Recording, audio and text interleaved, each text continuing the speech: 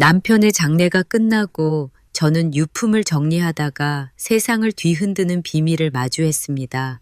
낡은 잠바 주머니에서 나온 건 바로 며느리의 귀걸이 하나였죠. 그 순간 제 입에서는 저도 모르게 이런 말이 터져 나왔습니다. 이게 대체 뭐지? 세상에. 그리고 곧 경악할 진실이 제 앞에 모습을 드러내기 시작했습니다. 이 사연은 실제 있었던 이야기를 각색한 것입니다. 여러분, 영상 보시기 전에 좋아요와 구독, 알림 설정 꼭 부탁드립니다. 여러분의 작은 관심이 저에게 큰 힘이 되고 더 많은 분들이 이 사연을 함께 들을 수 있는 귀한 통로가 됩니다. 저는 김지숙입니다. 제 이야기를 들어주세요. 남편은 늘 겨울만 되면 오래된 회색 잠바를 꺼내 입곤 했습니다. 해진 소매와 빛바랜 색감은 세월의 흔적 같았지요. 장례를 마친 뒤 저는 남편의 옷가지들을 하나하나 접으며 가슴을 쓸어내렸습니다. 그런데 마지막으로 손에 잡힌 그 회색 잠바의 주머니에서 낯선 물건이 손끝에 걸렸습니다. 꺼내보니 작은 귀걸이 하나, 반달 모양의 은빛 장식. 제 심장이 순간적으로 멎는 듯 했죠. 낯설지 않았습니다. 며느리 수진이가 늘 하고 다니던 바로 그 귀걸이였거든요. 이게 왜 여기서 나온 거지? 세상에. 숨이 막혔습니다. 남편은 결코 남의 물건을 주머니에 넣어두는 사람이 아니었습니다. 더구나 며느리의 귀걸이라니 상상조차 할 수 없는 일이 제 앞에서 현실이 되어 있었던 겁니다. 그 순간 장례식장에서 봤던 며느리의 모습들이 파노라마처럼 떠올랐습니다. 조문객들 앞에서는 흐느끼며 무너지는 척했지만 틈만 나면 휴대폰을 움켜쥐고 누군가에게 문자를 보내던 수진. 눈빛은 자꾸 흔들렸고 그 불안한 시선이 내내 마음에 걸렸습니다. 그땐 단순히 슬픔의 무게라 생각했지만 지금 와서 보니 뭔가를 숨기려는 눈빛이었음을 깨달았습니다.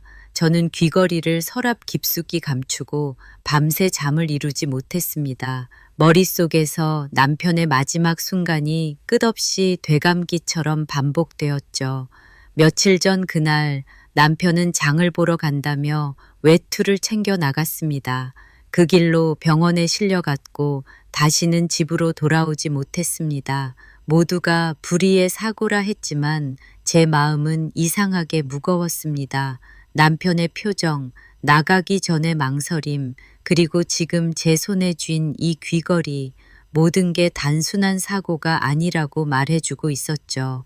다음 날 아침 저는 며느리의 방을 정리해주겠다며 화장대를 살폈습니다.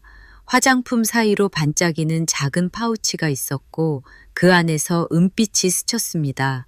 그건 분명 같은 디자인의 귀걸이였습니다. 짝을 이룬 또 다른 한쪽이 그녀의 손에 남아 있었던 겁니다. 저녁 식탁에서 저는 은근히 물었습니다. 수진아, 귀걸이 잃어버린 적 있니? 수진이의 손이 순간적으로 멈추더니 곧 억지 웃음을 지으며 대답했습니다.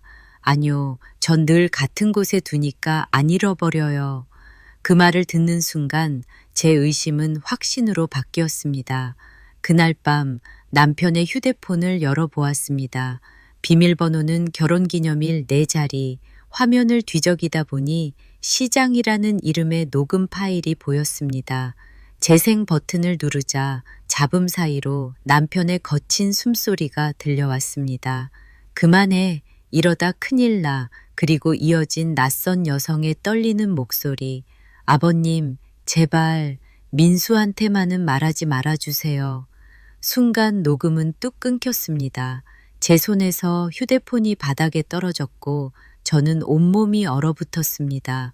그 목소리 분명 수진이었습니다. 남편은 마지막까지 아들을 지키려 했던 겁니다. 며느리의 비밀을 밝히지 않고 증거만 손에 쥔 채 세상을 떠난 것이었죠. 그날 새벽 저는 남편의 영정 앞에 앉아 속삭였습니다. 여보, 이제 내가 할게. 당신이 못다 한 일을 내가 끝까지 밝혀낼게. 촛불이 작게 흔들렸습니다. 마치 대답이라도 하듯 제 손 안의 귀걸이는 차갑고 단단한 비밀의 조각처럼 빛났습니다. 남편의 영정 앞에서 다짐을 하고 난 그날 이후 제 마음속은 오직 하나였습니다. 이 귀걸이의 진실을 끝까지 밝혀내겠다. 그런데 문제는 며느리 수진이를 어떻게 대해야 하는가였습니다. 겉으로는 여전히 자상한 시어머니로 살아가야 했습니다. 아들 민수와 손주 지후를 지키려면 섣불리 움직여서는 안 됐으니까요. 다음 날 아침 식탁에 마주 앉은 수진이는 애써 평온한 얼굴을 하고 있었습니다. 손주 지후에게 밥을 먹이며 웃기도 했죠. 하지만 저는 알았습니다. 그녀의 웃음이 얼마나 인위적인지.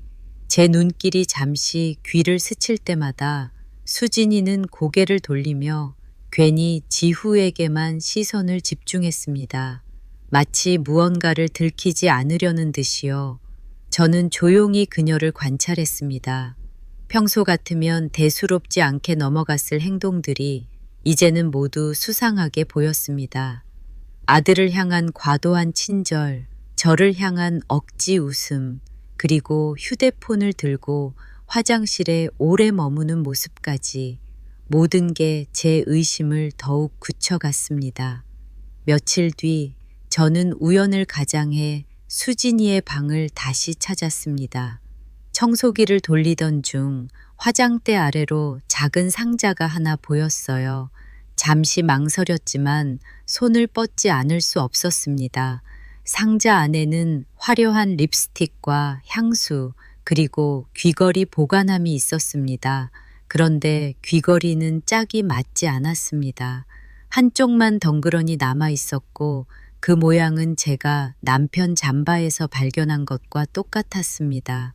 제 가슴이 쿵 내려앉았습니다. 이제는 확실했습니다. 남편이 마지막까지 움켜쥔 귀걸이는 바로 수진이의 것이었습니다. 하지만 여기서 멈출 수 없었습니다. 저는 남편이 남긴 흔적들을 더 찾기로 했습니다. 그날 밤 다시 휴대전화 속 녹음 파일을 반복해서 들었습니다. 남편의 낮고 단호한 목소리, 그만해, 이러다 큰일 나, 그리고 곧이어 울먹이는 수진의 목소리, 아버님, 제발 민수한테만은. 그 짧은 대화 속에 얼마나 많은 진실이 숨어 있는지 알 수 있었습니다. 남편은 수진이의 비밀을 알고 있었고 그것을 막으려 했습니다. 그러나 결국 몸싸움이 벌어졌고 그 과정에서 크게 다쳐 세상을 떠난 것이 아닐까요? 저는 결심했습니다. 수진이의 행적을 직접 조사하기로요. 며칠 후 저는 시장 근처 약국과 상점을 찾아다니며 남편의 마지막 발자취를 물었습니다.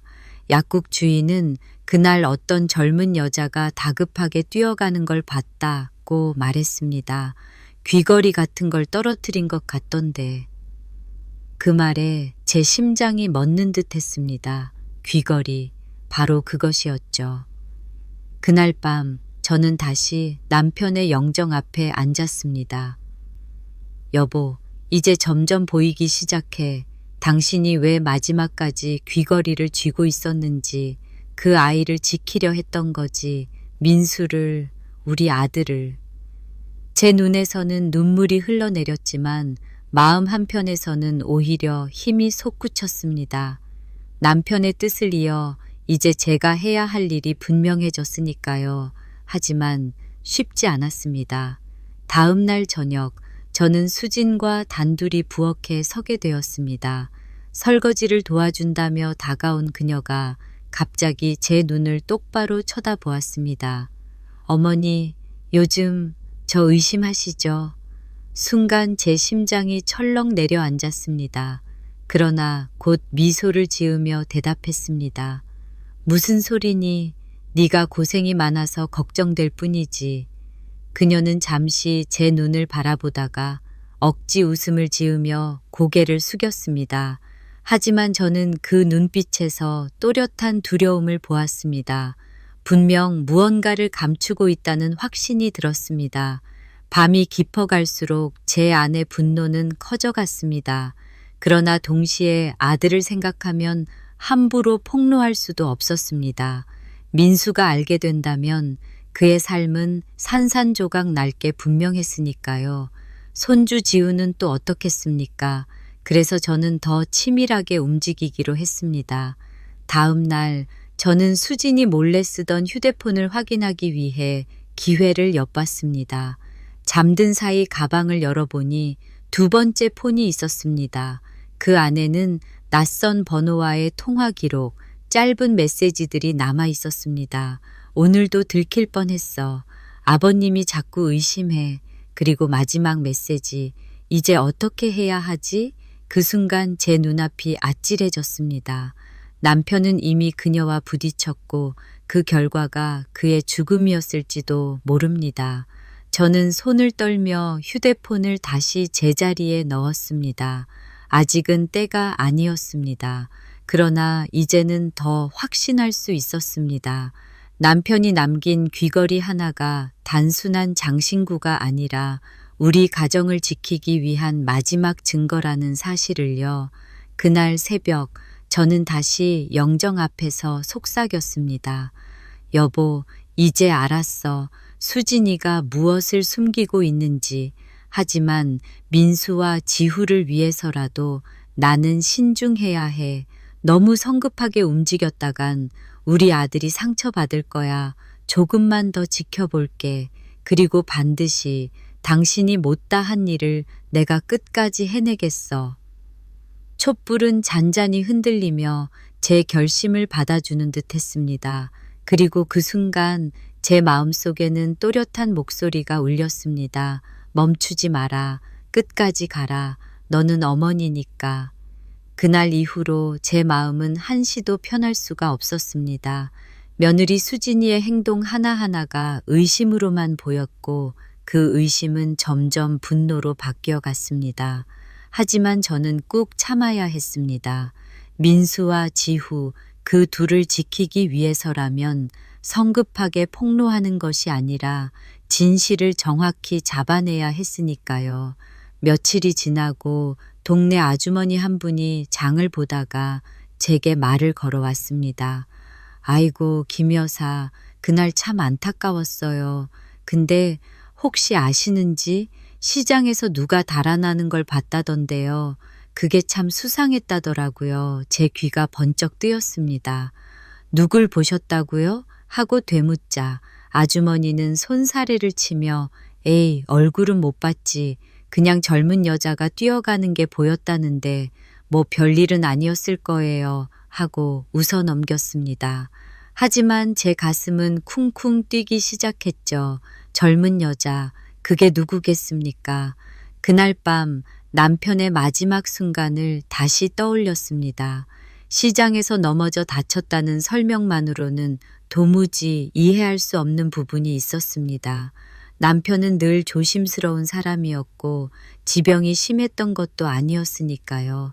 그렇다면 누군가와 마주쳤고 그 과정에서 몸싸움이 벌어졌을 가능성, 점점 그쪽으로 제 생각은 기울어 갔습니다.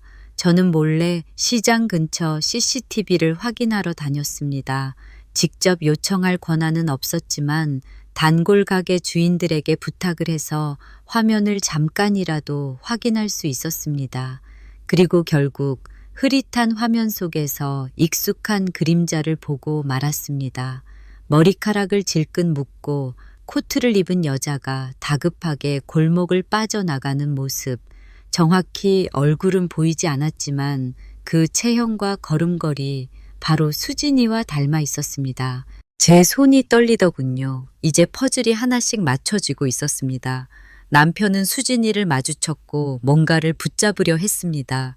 그 과정에서 귀걸이가 빠져나왔고 결국 남편은 크게 다쳐 돌아오지 못했습니다.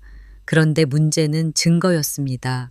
제 추측만으로는 아무것도 할 수 없었어요. 민수에게 사실을 털어놓을 수도 없었습니다. 그는 지금도 아버지의 죽음을 사고라고만 믿고 있었습니다. 제가 이런 이야기를 했다가는 오히려 제가 미쳐간다고 생각할지도 몰랐습니다. 그래서 저는 수진이와 단둘이 있는 순간을 기다렸습니다. 그리고 며칠 후 기회가 찾아왔습니다. 민수가 회사에 나가고 손주가 낮잠을 자는 시간, 부엌에서 설거지를 하고 있는 수진에게 다가가 말했습니다. 수진아, 너 요즘 많이 힘들지? 그녀는 잠시 손을 멈추더니 제 얼굴을 바라봤습니다. 눈빛이 흔들렸습니다. 괜찮아요, 어머니. 괜찮긴 뭐가 괜찮아. 네가 나 모를 줄 아냐? 네 마음속에 뭔가 숨기고 있는 거 다 보인다. 그 말에 그녀의 눈동자가 크게 흔들렸습니다. 하지만 이내 억지로 웃으며 고개를 저었습니다. 저 그런 거 없어요. 오히려 어머니가 요즘 저를 이상하게 보시는 것 같아서 저는 더는 말하지 않았습니다. 지금은 몰아붙일 때가 아니었으니까요. 하지만 제 안의 분노는 끓어오르고 있었습니다. 그녀가 이렇게 뻔뻔하게 거짓말을 한다는 것이 더 큰 증거였으니까요. 그날 밤 저는 남편이 남긴 휴대폰을 다시 꺼냈습니다. 녹음 파일을 수십 번 반복해서 들었습니다. 남편의 목소리, 그리고 수진의 떨림. 민수한테만은 말하지 말아주세요. 이 말은 무엇을 의미하는 걸까요? 단순한 비밀이 아니었습니다. 민수가 알게 되면 모든 것이 무너질 정도의 치명적인 진실. 그렇다면 그것은 무엇이었을까요? 다음 날 저는 남편의 친구였던 박 노인을 찾아갔습니다. 남편과 가깝게 지내며 자주 시장에 동행했던 분이었습니다. 박 어르신, 남편이 마지막 날 시장에 간다고 했을 때 혹시 무슨 말을 한 거 없었나요? 박 노인은 잠시 생각하더니 조용히 말했습니다. 사실 그날 영수 형님이 그러더라고. 혹시 큰일이 생기면 이 귀걸이를 꼭 보여줘라면서 뭘 꺼내 보이셨거든. 근데 난 그게 무슨 뜻인지 몰랐지. 그냥 웃으면서 넘겼는데 설마 그게 마지막이 될 줄은. 제 온몸에 소름이 돋았습니다. 남편은 이미 모든 걸 알았던 겁니다. 그리고 자신이 위험해질 걸 알면서도 아들을 지키기 위해 귀걸이를 증거로 남기려 했던 거죠. 집으로 돌아오는 길, 제 눈에는 눈물이 흘러내렸습니다. 남편은 마지막 순간까지 우리 가족을 위해 싸우다 갔던 겁니다. 그리고 이제 그 뜻을 이어가는 건 제 몫이었습니다. 그날 저녁 저는 며느리 수진과 마주 앉았습니다. 그녀는 제 눈을 피했지만 저는 일부러 똑바로 쳐다보며 물었습니다. 수진아, 내 귀걸이 하나 어디 갔는지 정말 몰라?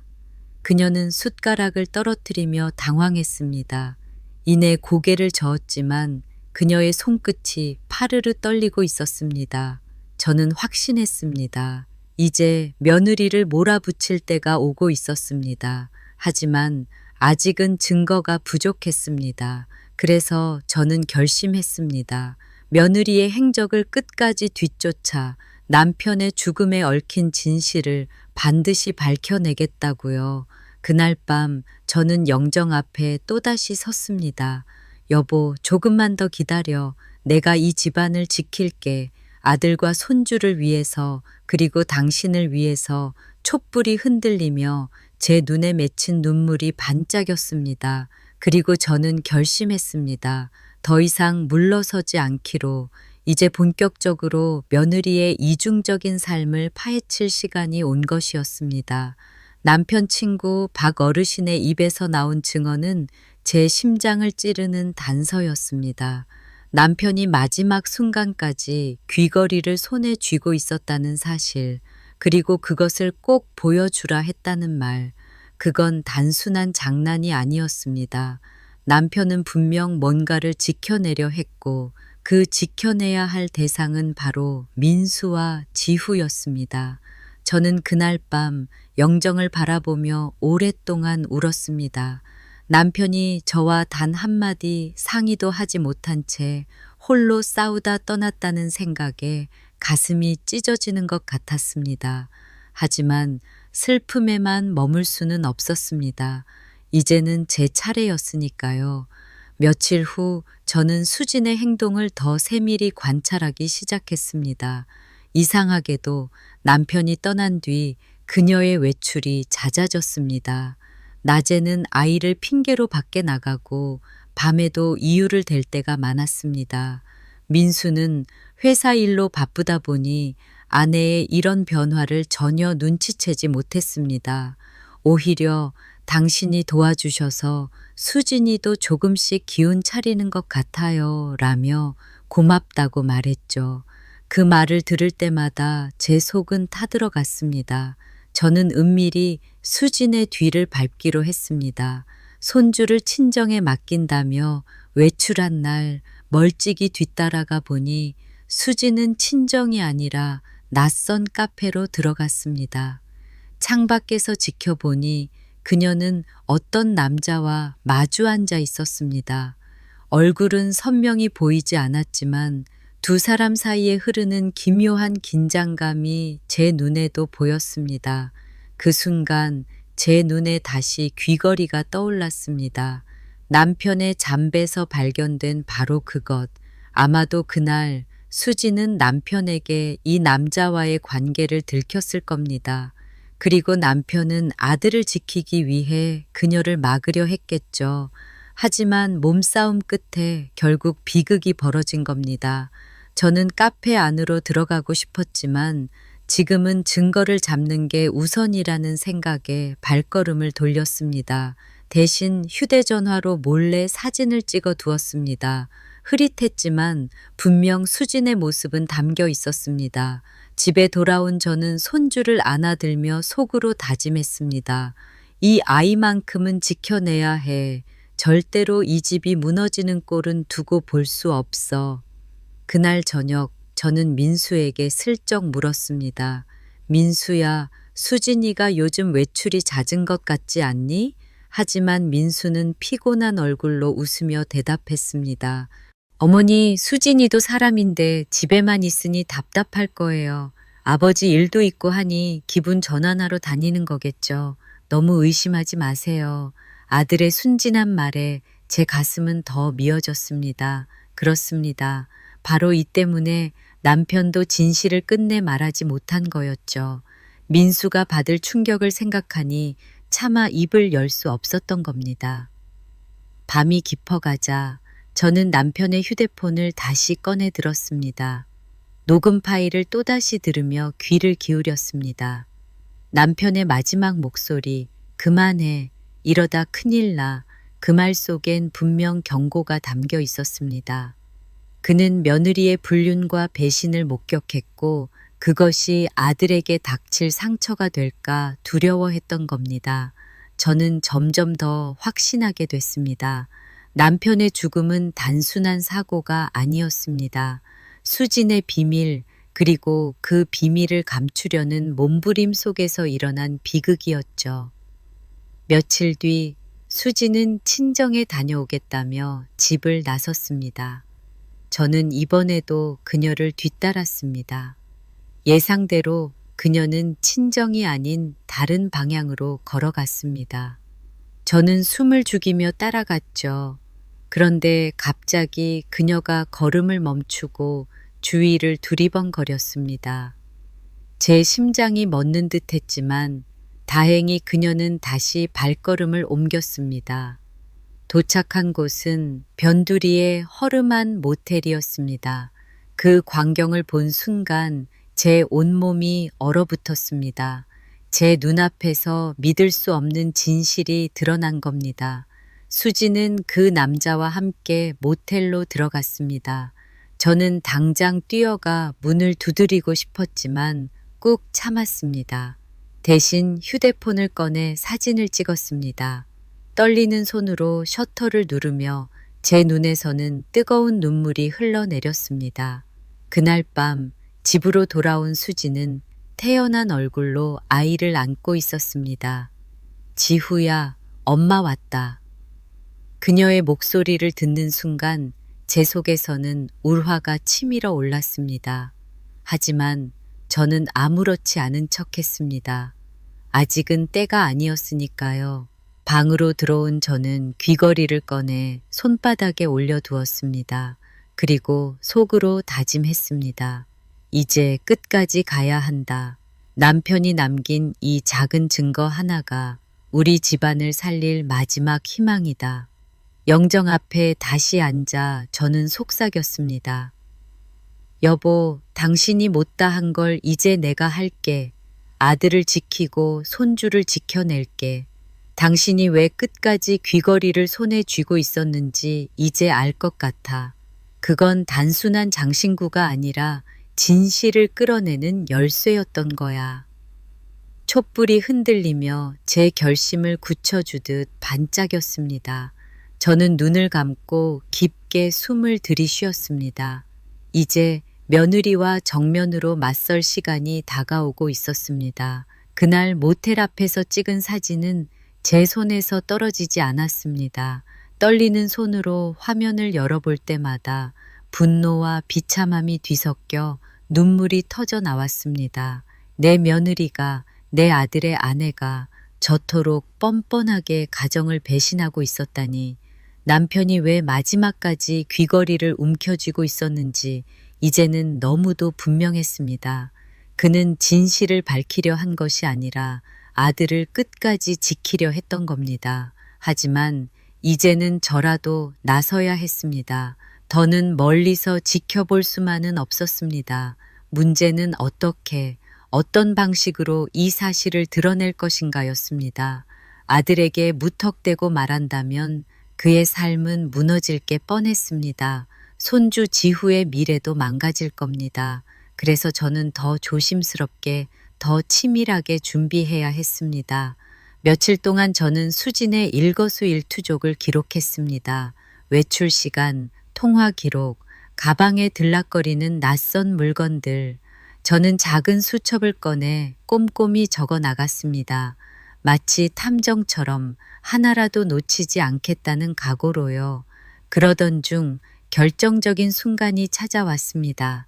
어느 날 밤 민수가 야근을 간다고 해서 집에 없던 날이었죠.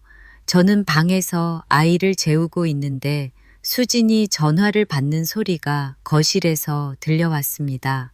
문틈 사이로 흘러나오는 그녀의 목소리는 분명 떨림과 긴장이 섞여 있었습니다. 그러니까 그날은 아버님이 갑자기 내가 일부러 그런 건 아니잖아. 나도 너무 무서워서. 순간 제 심장이 쿵 내려앉았습니다. 문을 박차고 나가고 싶었지만 꾹 참고 귀를 기울였습니다. 그녀는 한동안 누군가와 낮은 목소리로 이야기를 나누다가 이내 전화를 끊고 방으로 들어갔습니다. 저는 그 길로 그녀의 가방을 몰래 확인했습니다. 휴대폰은 이미 손에 쥐고 있었지만 파우치 안에 작은 영수증이 있었습니다. 모텔 영수증. 며칠 전 날짜가 적혀 있었죠. 증거였습니다. 더 이상 부인할 수 없는. 저는 다시 영정 앞에 앉았습니다. 귀걸이 하나와 모텔 영수증을 함께 꺼내 놓았습니다. 그리고 속삭였습니다. 여보, 조금씩 드러나고 있어. 당신이 남긴 증거가 이제는 길을 열어주고 있어. 내가 끝까지 가볼게. 다음 날 아침 수지는 태연하게 아침상을 차리며 말했습니다. 어머니, 어제는 잘 주무셨어요. 저는 미소를 지으며 대답했습니다. 그래, 덕분에 잘 잤다. 그런데 수진아, 혹시 귀걸이 하나 잃어버린 적 있지 않니? 예전에 내가 본 거랑 짝이 안 맞더라고. 그 순간 그녀의 얼굴은 하얗게 질렸습니다. 하지만 이내 억지로 웃으며 대답했습니다. 아니요, 어머니, 잘 보관하고 있어요. 그 대답에 제 안의 분노는 걷잡을 수 없이 치밀어 올랐습니다. 거짓말을 또다시 아무렇지 않게 뱉어내는 그녀의 태도. 하지만 저는 아무렇지 않게 미소만 지었습니다. 아직은 증거를 더 모아야 할 때였으니까요. 며칠 후 저는 남편이 쓰러졌던 시장 근처의 CCTV를 다시 확인했습니다. 경찰서에서 정식으로 확인하기는 어려웠지만 단골 가게 주인이 보여준 몇 초짜리 화면 속에서 분명히 수진의 모습이 보였습니다. 골목 모퉁이를 다급히 빠져나가는 실루엣. 화면은 흐릿했지만 그 뒷모습은 너무도 익숙했습니다. 저는 그 장면을 휴대전화로 촬영했습니다. 이제 귀걸이, 모텔 영수증, 그리고 CCTV 화면까지 하나씩 증거가 쌓여가고 있었습니다. 남편이 끝내 하지 못한 일을 이제 제가 이어가고 있는 것이었습니다. 하지만 문제는 여전히 아들이었습니다. 민수가 이 사실을 알게 되면 그의 삶은 산산조각 날 겁니다. 그래서 저는 아직 그에게 털어놓을 수 없었습니다. 대신 제 마음속에선 결심이 더 단단해졌습니다. 어느 날 저녁 수진이와 단둘이 마주 앉게 되었습니다. 저는 일부러 귀걸이를 손에 쥐고 그녀에게 내밀었습니다. 이거 내 거 맞지 않니? 그 순간 그녀의 눈동자가 크게 흔들렸습니다. 손끝이 떨렸지만 이내 억지 웃음을 지으며 말했습니다. 아니요, 어머니, 제 건 아니에요. 비슷한 걸로 착각하신 것 같아요. 그녀의 목소리는 떨렸습니다. 저는 미소를 지으며 고개를 끄덕였습니다. 그래, 착각일 수도 있지. 하지만 제 속에서는 차갑게 다짐했습니다. 이제 곧 끝이 날 거다.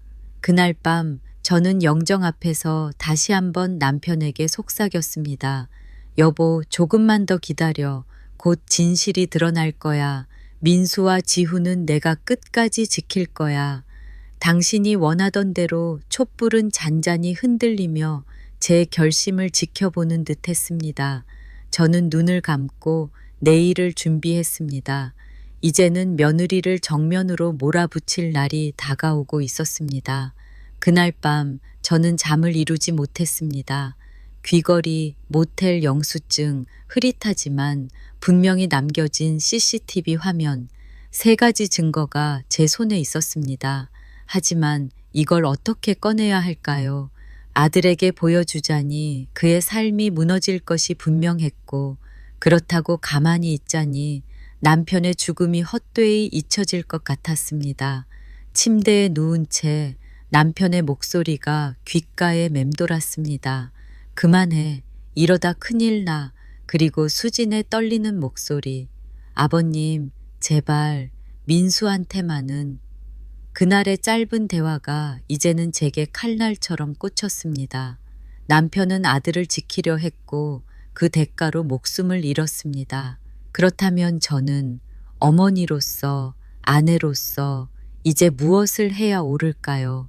다음 날 아침 수지는 평소와 다름없이 아이를 챙기고 있었습니다.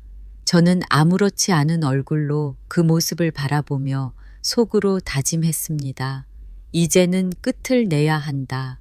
더 이상 그녀에게 휘둘릴 수 없다. 저는 민수가 출근한 뒤 수진을 부엌으로 불렀습니다. 수진아, 우리 얘기 좀 하자.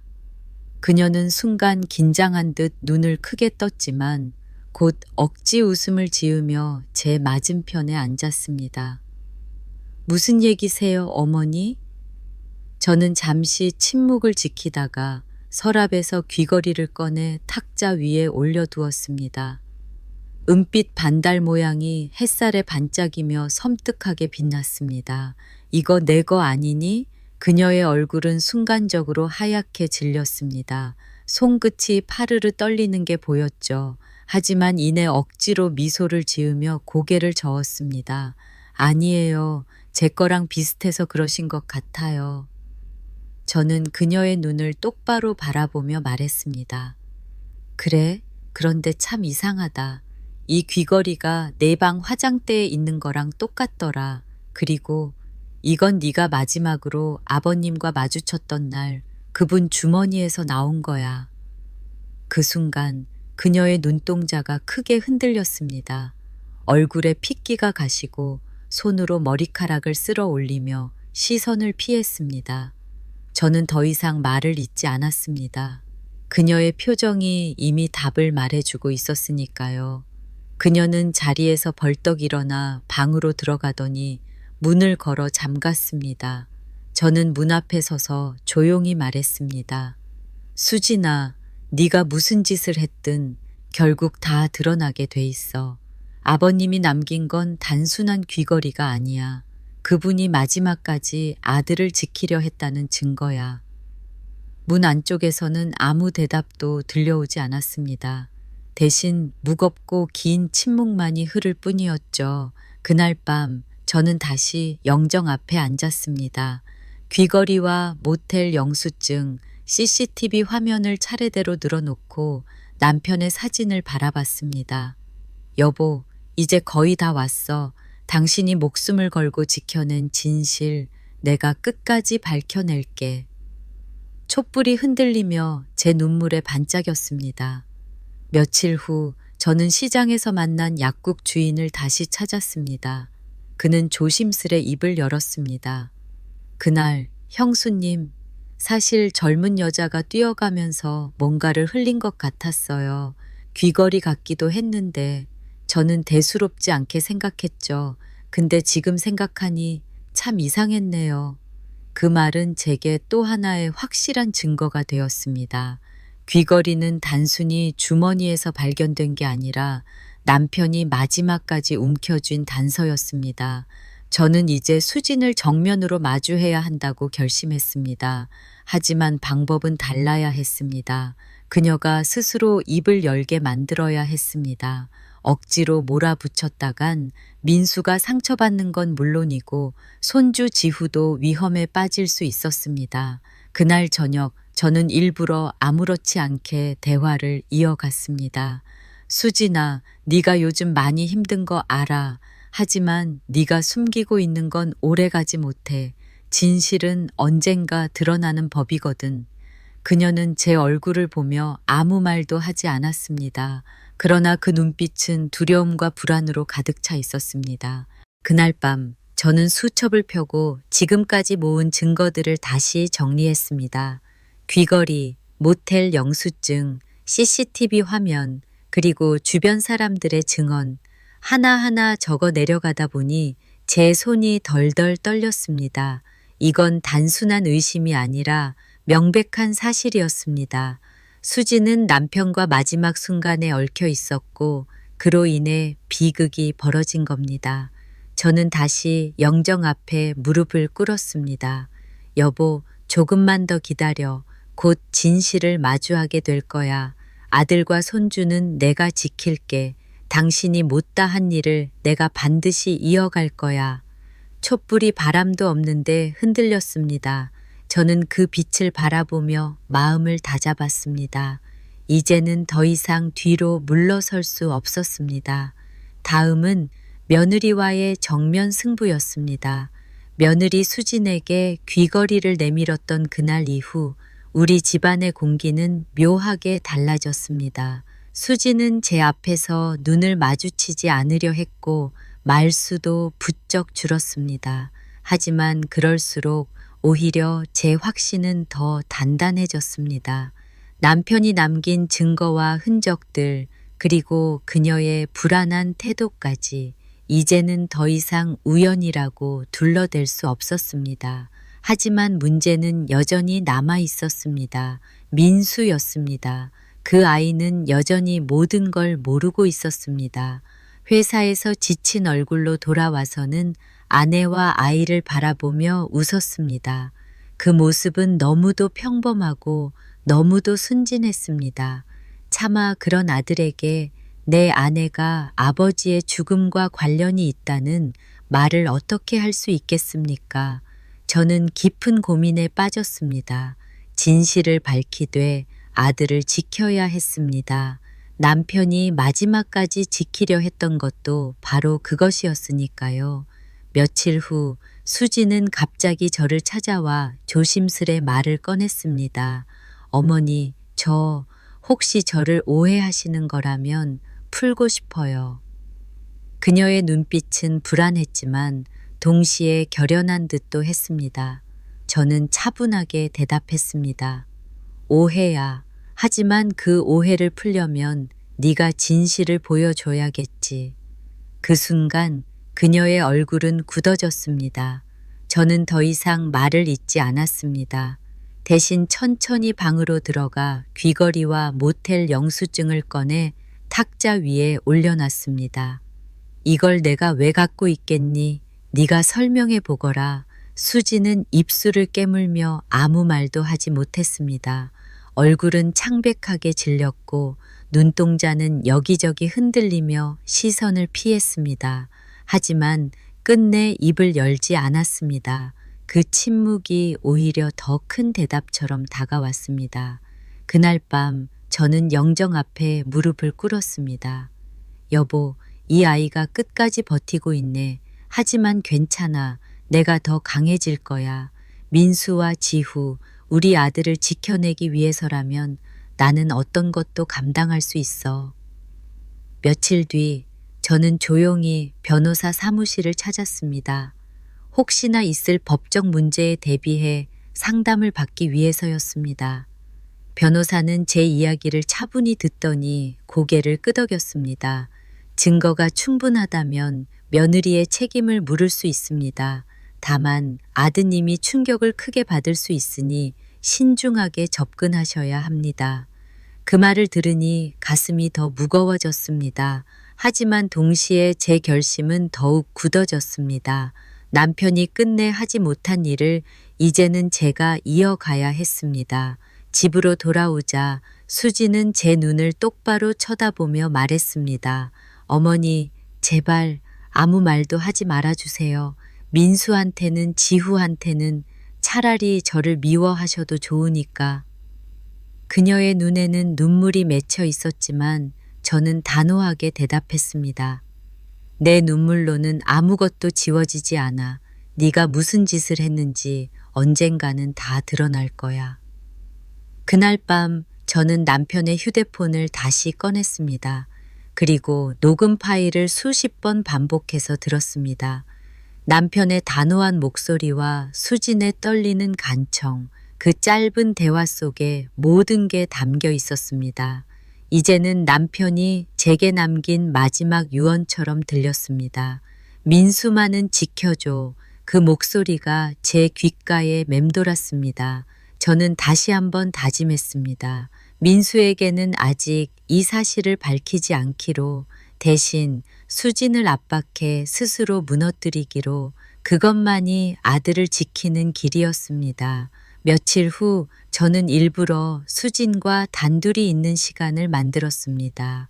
손주를 재우고 집안이 고요해진 그 밤, 저는 그녀에게 조용히 말했습니다. 수진아, 네가 아무리 숨기려 해도 진실은 사라지지 않아. 아버님이 돌아가시던 날 네가 그 자리에 있었다는 걸 나는 알고 있어. 그녀의 얼굴은 하얗게 질리며 눈물이 맺혔습니다. 어머니, 전 일부러 그런 게 아니에요. 정말이에요. 그날은 그냥 우연이었고 아버님이 저를 붙잡으셔서 저는 너무 놀라서. 마침내 그녀의 입에서 진실이 흘러나오기 시작했습니다. 저는 가슴이 무너져 내리는 듯 했지만 동시에 이상한 안도감도 느꼈습니다. 이제 더 이상 추측이 아니라 그녀 스스로가 인정하고 있는 거였으니까요. 하지만 그녀는 끝내 민수에게만은 말하지 말아달라는 말만 반복했습니다. 그 말이 오히려 제 분노를 더 키웠습니다. 그녀는 여전히 자신의 잘못보다 아들의 반응을 두려워하고 있었으니까요. 저는 속으로 다짐했습니다. 민수에게 바로 말하지 않겠다. 하지만 이 아이를 더 이상 우리 집안에 두어선 안 된다. 그날 밤 저는 영정 앞에 다시 속삭였습니다. 여보, 이제 거의 다 왔어. 이 아이가 무슨 짓을 했는지 입으로 내뱉었어. 하지만 아직은 때가 아니야. 민수가 더 상처받지 않도록 조금만 더 지켜보자. 그리고 반드시 우리 손주와 아들을 지켜내자. 촛불은 잔잔히 흔들리며 마치 제 결심을 응원하는 듯 빛나고 있었습니다. 저는 눈을 감고 깊은 숨을 내쉬었습니다. 이제는 마지막 단계를 향해 가고 있었습니다. 며느리와의 정면 충돌, 그 순간은 머지않았습니다. 며느리 수진의 입에서 흘러나온 고백은 제 가슴을 산산이 부수는 듯 했습니다. 어머니, 저는 일부러 그런 게 아니에요. 아버님이 저를 붙잡으셔서 저는 너무 놀라서 밀쳤을 뿐인데 그만 그렇게. 그녀의 울먹이는 목소리가 귓가에 맴돌았습니다. 순간 눈앞이 하얘지고 귀속이 웅웅거렸습니다. 남편이 왜 그렇게 갑작스레 세상을 떠나야 했는지 이제야 모든 퍼즐이 맞춰진 겁니다. 그날 시장에서 남편은 며느리의 배신을 목격했습니다. 아들을 지키려는 마지막 몸부림으로 그녀를 붙잡았지만 수지는 그 손길을 밀쳐냈습니다. 그리고 그 충격으로 남편은 크게 다쳐 병원에서 돌아오지 못했던 겁니다. 저는 두 손을 꼭 움켜쥐었습니다. 분노와 슬픔이 동시에 밀려왔습니다. 하지만 동시에 차갑게 다짐했습니다. 이제는 끝내야 한다. 이 아이를 우리 집안에서 내보내야 한다. 며칠 후 저는 일부러 수진과 단둘이 저녁을 먹는 자리를 만들었습니다. 민수는 야근으로 늦는다고 했고 손주 지후는 이미 잠든 시간. 조용한 식탁 위에서 저는 천천히 말을 꺼냈습니다. 수진아, 이제는 네가 스스로 정리해야 할 때야. 이 집에서 나가라. 그녀는 젓가락을 떨어뜨리며 제 얼굴을 똑바로 쳐다봤습니다. 어머니, 제발 그러지 말아주세요. 민수랑 지후까지 이룰 수는 없어요. 저는 잘못했지만 민수만큼은 몰라야 해요. 그녀의 두 눈에서 눈물이 뚝뚝 떨어졌습니다. 하지만 저는 단호했습니다. 민수를 생각했다면 애초에 그런 짓을 하지 말았어야지. 남편까지 희생시키고도 아직도 변명하니? 너 같은 사람을 내 아들 곁에 둘 수는 없어. 그 순간 수진의 표정은 절망으로 물들었습니다. 그녀는 제 앞에 무릎을 꿇으며 울부짖었습니다. 어머니, 제발 한 번만 용서해 주세요. 다시는 그런 일 없을 거예요. 민수는 몰라야 해요. 제발, 제발. 저는 그 모습을 차갑게 내려다봤습니다. 한때는 며느리로 받아들이고 손주 지후의 엄마로 존중해 주려 했지만 이제는 더 이상 불가능했습니다. 남편의 희생을 헛되게 할 수는 없었으니까요. 수진아, 나는 어머니로서 아내로서 마지막 할 일을 하려는 거야. 네가 민수를 지키려 했다면 나는 그보다 더 큰 길을 택할 거다. 네가 이 집을 떠나는 게 그 아이를 지키는 유일한 길이야. 그녀는 얼굴을 두 손으로 감싸쥐며 흐느꼈습니다. 하지만 저는 더 이상 흔들리지 않았습니다. 제 안에는 이미 남편의 목소리와 다짐이 자리하고 있었으니까요. 그날 밤 저는 변호사에게 연락했습니다. 이혼을 준비하려 합니다. 아들이 알기 전 제가 먼저 절차를 밟고 싶습니다. 변호사는 신중히 고개를 끄덕이며 자료를 요청했습니다. 저는 그동안 모아둔 증거들을 차례대로 내놓았습니다. 귀걸이, 모텔 영수증, CCTV 영상, 그리고 이웃들의 증언까지. 충분합니다. 이 정도면 아드님이 알게 되더라도 법적으로 확실히 정리할 수 있을 겁니다. 그 말을 듣자 가슴이 서늘해졌습니다.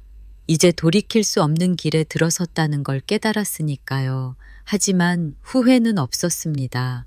이 길만이 아들과 손주를 지킬 수 있는 유일한 길이었습니다. 며칠 뒤 저는 수진을 다시 불렀습니다. 수진아, 이제는 네가 스스로 선택해야 한다.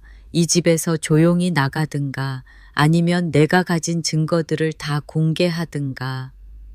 그녀는 제 말을 듣고 고개를 푹 숙였습니다. 두 손은 떨리고 있었지만 결국 아무 말도 하지 못했습니다.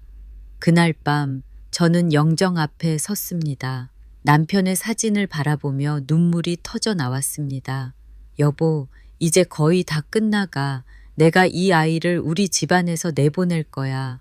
민수는 아직 아무것도 모르지만 언젠가 알게 되더라도 나는 부끄럽지 않게 만들 거야. 당신이 마지막까지 지키려 했던 아들과 손주, 내가 대신 지켜낼게. 촛불은 잔잔히 흔들리며 마치 대답하는 듯 빛났습니다. 저는 두 손을 모으고 깊은 숨을 내쉬었습니다. 이제 남은 건 마지막 한 걸음, 며느리와의 정면 충돌, 그리고 최종적인 결단이었습니다. 그리고 마음 깊숙이 저는 알았습니다. 이 싸움이 끝나고 나면 우리 집안은 다시는 예전으로 돌아갈 수 없다는 것을. 하지만 그것이 남편의 희생을 헛되이 하지 않는 길이라면 저는 주저하지 않을 것입니다. 수진을 내보내기로 결심한 이후 제 마음은 무겁지만 단호했습니다. 남편이 남긴 마지막 흔적, 귀걸이 하나가 제 인생을 송두리째 바꿔 놓았지만 동시에 제 아들과 손주를 지켜야 한다는 사명 또한 분명히 해주었으니까요.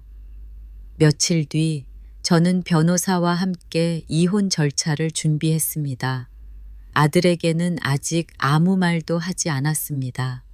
민수의 회사 일이 바쁜 시기였고 무엇보다도 그 충격을 참아 감당하게 할 수 없었기 때문이었습니다. 대신 모든 서류와 증거를 조용히 정리했습니다.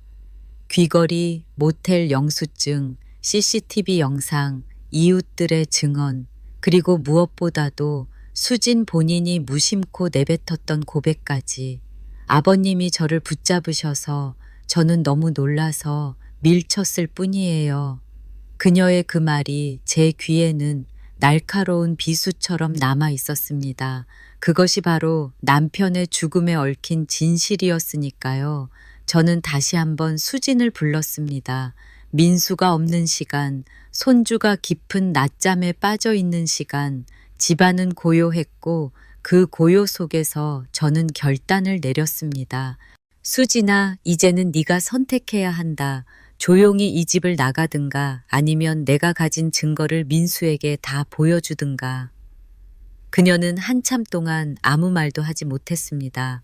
손을 떨며 눈물을 흘리더니 마침내 힘없이 고개를 끄덕였습니다. 제가 나가겠습니다. 제발 민수한테만은 말씀하지 말아주세요. 그 순간 제 가슴은 무너져 내리는 듯 했지만 동시에 이상한 평안이 찾아왔습니다. 마침내 이 비극의 고리를 끊을 수 있다는 안도감이었을 겁니다. 며칠 뒤 수지는 집을 떠났습니다. 지후를 껴안고 마지막까지 울며 안녕을 고했지만 저는 단호했습니다. 지후는 두고 가라. 그 아이는 네 잘못과 아무 상관없다. 내가 끝까지 지켜낼 거다. 그녀는 저를 바라보다가 결국 말없이 눈물을 흘리며 짐을 싸들고 나갔습니다. 문이 닫히는 소리가 유난히 크게 울렸습니다. 남편의 영정 앞에 다시 앉았습니다. 여보, 드디어 끝났어. 당신이 마지막까지 지키려 했던 아들과 손주, 내가 지켜냈어.